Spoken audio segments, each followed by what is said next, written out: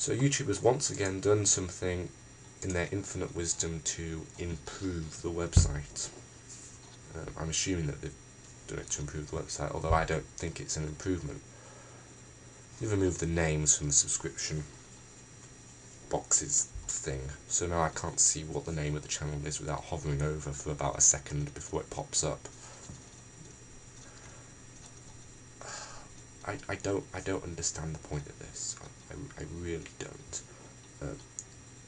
When the comments got screwed over and everything changed in the comments section, okay, so you could possibly come up with an arbitrary reason for that, about some revamping the comment system or some want to improve or change over, or I don't know, make things fresh, come up with a novel way of doing things, because I don't know, every once in a while you just have to start all over again, even if it ends up being worse than it originally was.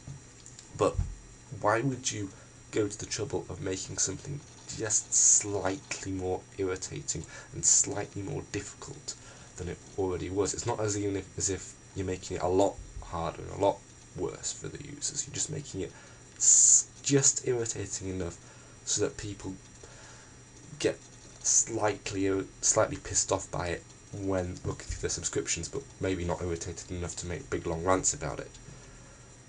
Nevertheless, it is irritating. What's the rationale behind doing this? It means that if someone changes their avatar, for instance, to something completely different, I might not be able to tell who it is that I'm looking at, and you know, I might have some clues from the video, or I could just hover over the picture for about a second and a half. But why can't I just have the simplicity of being told who the author is? It's just extra and useful information to know. It's just removing information, and the information isn't necessarily trivial either. It's potentially useful information. I subscribe to a name, and I might know that name. I might not be able to remember the avatar in all 93 of my subscriptions. So it's nice to be able to know who it is that's providing the content. Sometimes I filter through my subscriptions and I only watch certain ones. It's just extra information that's useful. I really don't see the point of this. I mean, the fact is it's still there as well. It's still there if you hover over it. But why should I have to hover over it? I mean, I would argue that even looks more ugly with like a big pop-up box in the middle of the screen. More cluttered. In fact, I find pop-ups of any sort of description rather irritating. I don't like things popping up in my face every time I hover over them. Or the fact that I should have to aim for a tiny little box. I mean, it's not exactly a Herculean task or anything, but I don't think it's necessary. Why can't you just have the name?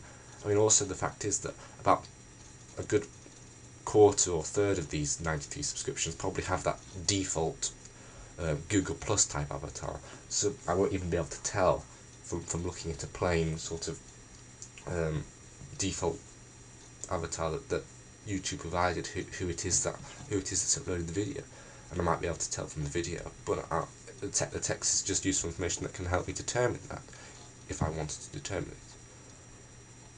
I don't think this is useful. I think it's irritating. I don't understand why it's been done.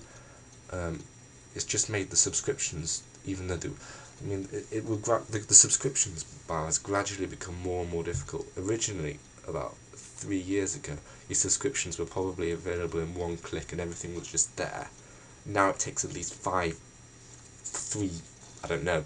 clicks maybe to get them. You have to click on my subscriptions because it's on some sort of what to watch default option that has a load of videos that I don't know about, and then you have to click on upload because you don't want to know what people have liked or don't really care.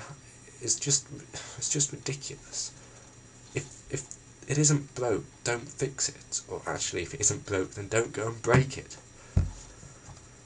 Anyway, I'm probably not going to do any more rants. It's just that I don't understand this YouTube, and you're not going to listen to me because, you know, no one really gets listened to, but